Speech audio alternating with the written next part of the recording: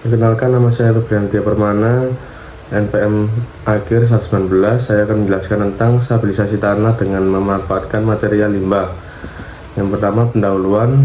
Tanah lempung memiliki kelemahan dalam daya dukung, terutama ketika terpapar siklus Fristo yang menyebabkan pelemahan struktur dan retakan mikro.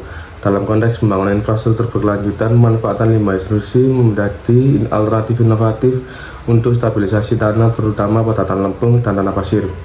Dua pendekatan utama yang dikaji dalam tugas ini adalah studi kasus pertama, yaitu penggunaan serat Kevlar bekas, yang kedua kombinasi carpet lime, EF slag, dan wash tire textile fiber. Lalu selanjutnya studi kasus pertama berjudul Stabilization of Clay Soils Exposed to Freeze-Thaw Condition with Waste Kevlar. Penelitian ini dilakukan untuk mengatasi permasalahan penurunan kekuatan tanah lempung akibat siklus beku cair yang sering menyebabkan retakan, deformasi, dan kehilangan kekuatan geser pada struktur tanah yang daerah beriklim dingin. Limbah Kevlar dihasilkan dari industri tekstil dan otomotif. Pemanfaatan limbah ini juga menjadi solusi berkelanjutan karena selain memperbaiki tanah, juga dapat mengurangi beban penyemaran lingkungan. Nah, ini prosedur penelitiannya. Yang pertama, pengambilan dan persiapan sampel tanah. Kedua, persiapan material syarat Kevlar limbah. Tiga, pembuatan sampel syarat campuran tanah Kevlar. Empat, pengujian Fristo cycles. 5, ujian kuat tekan bebas. 6, analisis struktur mikro, CT, dan SEM. Yang pertama, pengambilan dan persiapan sampel tanah.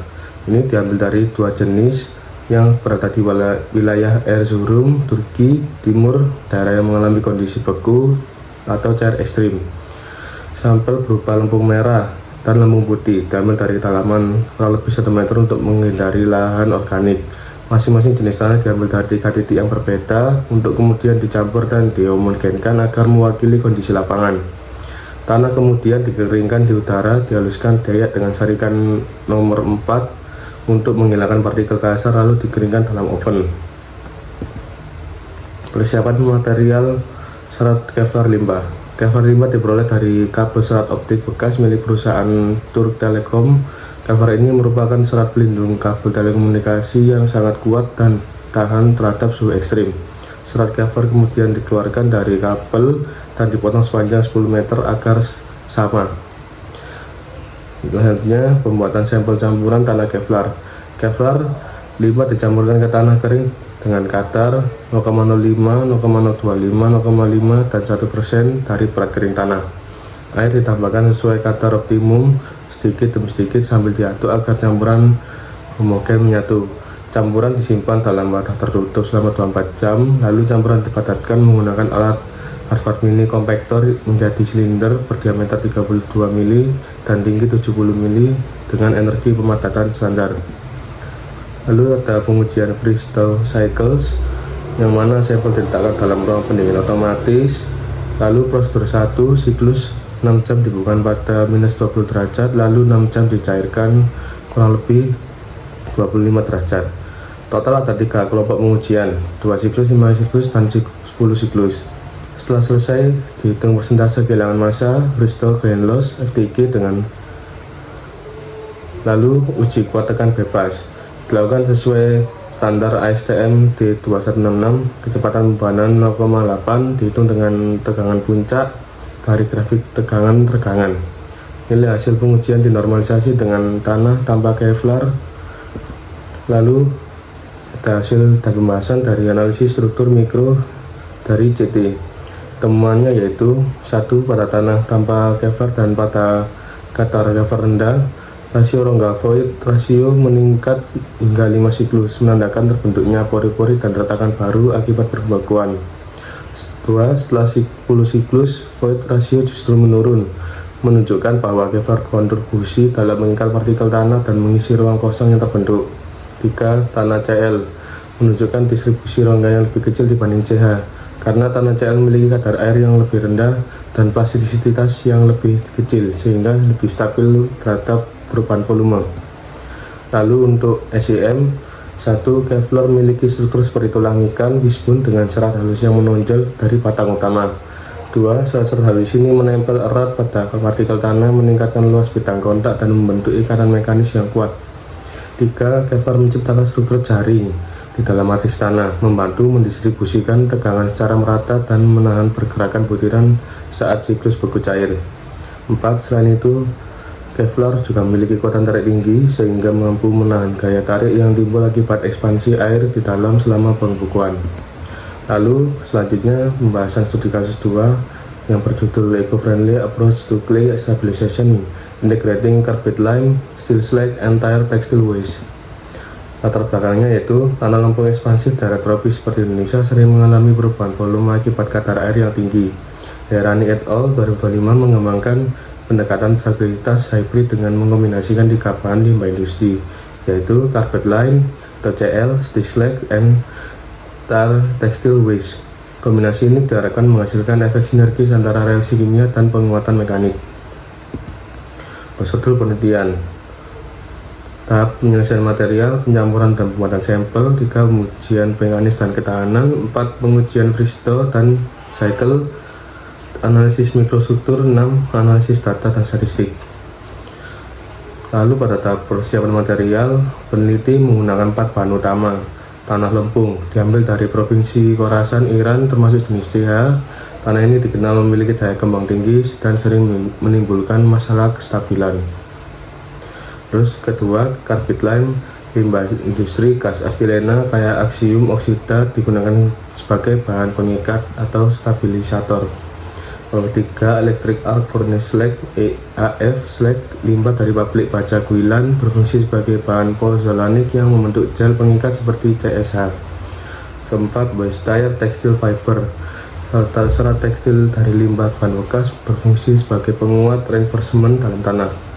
Semua bahan dikeringkan dalam oven pada suhu 105 derajat selama 24 jam, kemudian diayak agar ukurannya sama. Lalu selanjutnya pencampuran dan pembuatan sampel. Tanah dicampur dengan CL dan EAF slag pada berbagai variasi kadar, CL 5-30%, EAF slag 5-20% untuk menentukan komposisi terbaik berdasarkan uji kuat tekan bebas UCS. Setelah komposisi optimum ditemukan, 20% CL dan 10% EAF slag ditambahkan BTTF dengan variasi 0,5, 0,1, 1,5, dan 2. Campuran diaduk selama kurang lebih 10 menit hingga homogen, lalu dimasukkan ke dalam cetakan silinder dan didapatkan hingga mencapai maksimum dry density atau MDD. Spesimen dikeluarkan dari cetakan dibungkus plastik lalu diperam pada suhu konstan 20 derajat selama 7, 28, dan 56 hari. Lalu persiapan material serat Kevlar limbah. Jenis uji ini ada uji kompaksi yang mana menentukan kadar air optimum dan kepadatan maksimum. Uji kuat tekan tujuannya menilai daya dukung tanah setelah stabilisasi dan peram. Uji kecepatan gelombang ultrasonik yang mana menilai kepadatan dan integritas mikrostruktur tanah secara non-destruktif. Lalu ada uji kuat tarik tidak langsung ITS, mengukur ketahanan terhadap gaya tarik dan letak. Lalu yang terakhir, siklus beku cair S-T, menguji ketahanan tanah terhadap pembekuan dan pencarian berulang. Lalu ada hasil dan pembahasan analisis struktur mikro, SEM, ETS, dan XRD. Hasil SEM menunjukkan bahwa tanah asli memiliki rongga besar dan partikel tidak terikat kuat. Setelah stabilisasi, terbentuk lapisan pengikat gel di antara partikel tanah yang menutup pori. Hasil ETS mendeteksi peningkatan unsur Ca, Si, dan Al, menandakan terbentuknya produk hidrasi seperti CSH dan CaSH. Lalu pada hasil XRD muncul puncak baru dari mineral ettringite, polendite, dan kalsium silicate hydride yang mengindikasikan terjadinya reaksi kimia antara Cl dan EAF slag. Untuk gambar yang sebelah kiri adalah SEM, yang tengah ETS, lalu yang sebelah kanan XRD. Nah, ini untuk perbandingan dari kedua studi kasus. Nah, ditinjau dari aspek tujuan penelitian, yang mana studi kasus 1 menilai pengaruh limbah serat Kevlar terhadap ketahanan tanah lempung dalam kondisi beku cair. Untuk studi kasus 2 menguji kombinasi carpet lime, steel slag, dan waste tire textile fiber untuk meningkatkan stabilitas tanah lempung ekspansif dan ketahanan beku cair. Jenis tanah yang diuji pada studi kasus 1 CL dan CH dari Erzurum, Turki. Untuk yang studi kelas 2, satu jenis tanah lumpung ekspansif dari Khorasan, Iran. Pada aspek bahan stabilisasi yang digunakan untuk studi kelas 1, serat Kevlar limba dari kabel serat optik bekas. Lalu studi kelas 2, kombinasi CL, EF slag, dan WDTF. Aspek metode pengujian utama, studi kasus 1 menggunakan uji beku, uji kuat tekan bebas, analisis CTT dan SEM untuk mikrostruktur. Lalu pada studi kasus 2, uji kompaksi, UCS, ITS, dan UPV, uji beku, lalu analisis SEM, ETS, dan SRD. Lalu pada aspek hasil utama, Kevlar meningkatkan ketahanan tanah terhadap siklus beku cair. Peningkatan kekuatan maksimum pada 1% Kevlar, 50% CH, dan 76% CL. Kevlar membentuk jembatan antar partikel dan menahan retakan. Lalu untuk studi kelas 2, kombinasi optimum 25% CL ditambah 10% EAF ditambah 1% WDTF meningkatkan kekuatan tekan hingga 250%. Kehilangan kekuatan akibat pembekuan turun dari 35% hanya 8-10%. Terbentuk produk hidrasi CSH dan CaSH dari reaksi kimia. Lalu pada aspek analisis mikrostruktur, studi kasus 1, CT dan SEM menunjukkan Kevlar yang menyatu dengan partikel tanah dan mengurangi porositas. Untuk studi kasus 2, SEM, ETS, dan SRD menunjukkan terbentuknya gel pengikat CSH yang memperkuat struktur tanah. Lalu pendekatan penelitian fokus pada kekuatan mekanik reinforcement dengan serat limbah tunggal Kevlar. Pendekatan kimia mekanis kombinasi antara bahan pengikat CLEAF dan penguat serat WDTF. Lalu pada di kelas 2, pendekatan kimia dan mekanis kombinasi antara bahan pengikat CLEAF dan penguat serat WDTF. Keunggulan metode pada studi kelas 1 yaitu proses sederhana cepat menggunakan limbah pada non biodegradable. Lalu untuk studi kelas 2, meningkatkan kekuatan lebih besar menggabungkan 3 limbah industri untuk efek sinergis. Lalu pada aspek kelemahan, untuk studi kasus 1, efek penguatan bergantung pada panjang dan distribusi serat, tidak melibatkan reaksi kimia pengikat. Untuk studi kasus 2, memerlukan pencampuran lebih kompleks, perlu kontrol komposisi agar reaksi kimia stabil.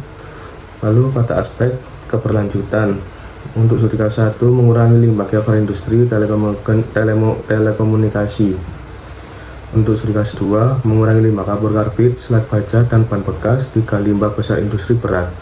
Untuk aspek kesimpulan, studi kasus 1, Kevlar lebih efektif untuk memperkuat tanah lempung terutama pada CL dan meningkatkan ketahanan terhadap beku cair. Untuk studi kasus 2, kombinasi CL plus EAF plus WDTF menghasilkan peningkatan kekuatan dan ketahanan terbaik serta lebih ramah lingkungan. Nah, kesimpulannya dari kedua penelitian ini yaitu memiliki tujuan yang sama untuk meningkatkan kekuatan dan ketahanan tanah lempung terhadap siklus beku cair dengan memanfaatkan limbah industri. Namun, pendekatan Kevlar pada studi kasus pertama lebih sederhana dan efektif untuk memperkuat mekanik, sedangkan pendekatan CL plus EAF plus WDTF pada studi kasus 2 lebih kompleks tetapi memberikan hasil yang lebih tinggi dan lebih berkelanjutan secara lingkungan. Sekian dari saya. Apabila ada kesalahan kata dan kesalahan pengucapan, saya mohon maaf. Sekian, wassalamualaikum warahmatullahi wabarakatuh.